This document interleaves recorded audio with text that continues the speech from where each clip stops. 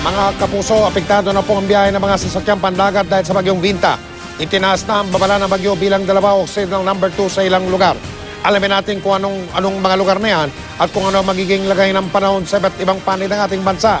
Narito ang ating resident meteorologist, ang ating ekspertong totoo, si Ginoong Nathaniel Cruz. Mang Tani.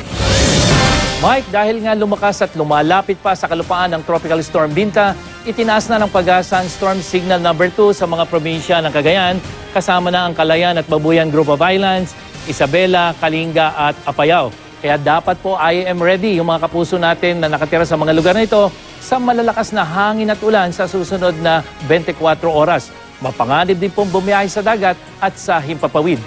Storm Signal number 1 naman sa mga probinsya ng Ilocos Norte, Mountain Province, Abra, Ilocos Sur, La Union, Benguet, Ifugao, Nueva Vizcaya, Quirino, Aurora, Pangasinan, Nueva Ecija at Batanes Group of Islands.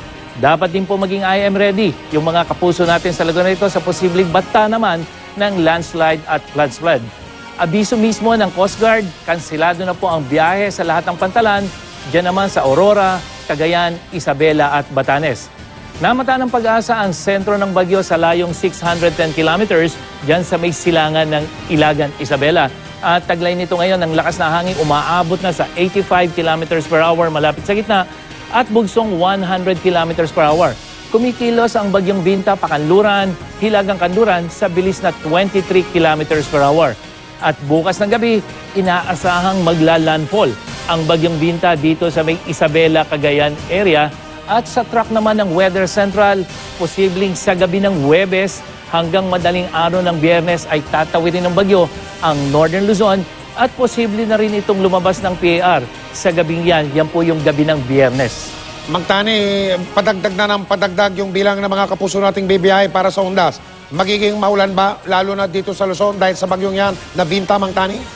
Yes, Mike. Unang-unang makakaranas ng mga pagulan, syempre yung mga may signal, ito yung bahagi ng Cagayan Valley at itong Cordillera Region.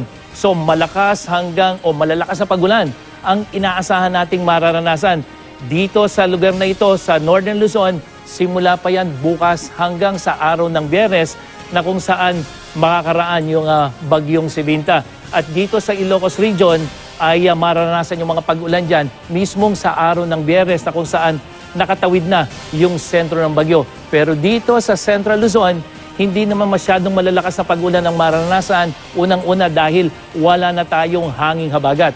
Pero merong hanging amihan kaya meron pa rin katamtamang pag-ulan dito sa Central Luzon. Pero pagdating dito sa Southern Luzon, kasama na yung Metro Manila, mga mahihinang pag-ulan ang mararanasan natin, lalong-lalo na pagdating ng araw ng undas o sa Biyernes. At bukod dito, Mike, mapanganib din ang bumiyahe, yung maliliit na sasakyang pandagat. Dito naman sa Eastern Seaboard ng Southern Luzon, matatandaan po natin walang signal.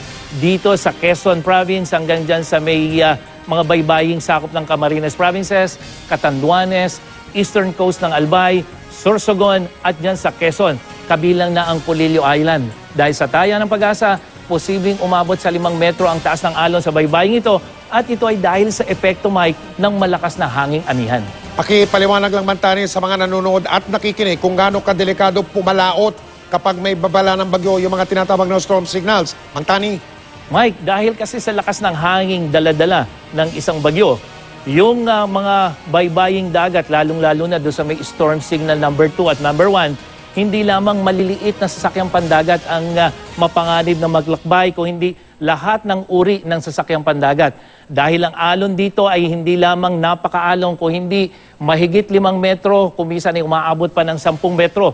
Yung taas ng alon dyan, kaya hindi lamang mga mangingisda ang pinagsasabihan dyan, lalo na kapag may storm signal, kung hindi lahat ng uri ng sasakyang pandagat. Samantalang yung binanggit natin dito sa may Eastern Seaboard ng Southern Luzon, yan naman po ay para sa maliliit na sasakyang pandagat dahil hindi po ito direktang makakaramdam ng epekto ng bagyo kung hindi dahil sa malakas na hanging amihan. Samantala, yung natitirang bahagi ng Luzon, makakaranas din ng mga pagulan. Pero hindi naman kalakasan niya yung Central Luzon at yung Southern part. At sa Metro Manila, mababa po ang tsansang umulan bukas.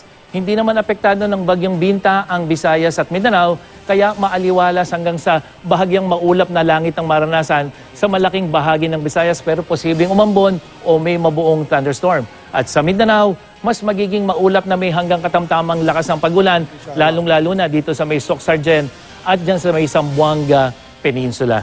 Mike? Maraming salamat, Mang Tani.